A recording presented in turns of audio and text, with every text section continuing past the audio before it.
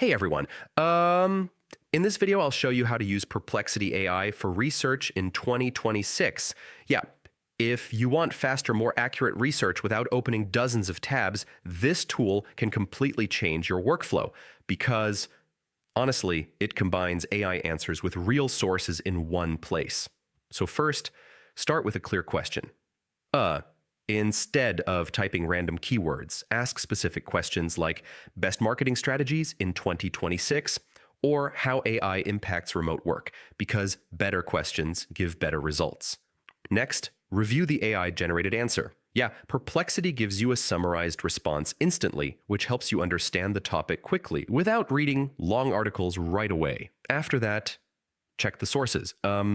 This is the most important step. Perplexity shows references for every answer, so you can click and verify the information, making your research more reliable and trustworthy. Also, ask follow-up questions. Yeah, you can refine your research by asking deeper or more specific questions in the same thread, which helps you explore the topic step by step without starting over. And yeah, use focused or academic modes if available. So these modes help you get more precise research-based answers instead of general responses, which is great for serious study or professional work.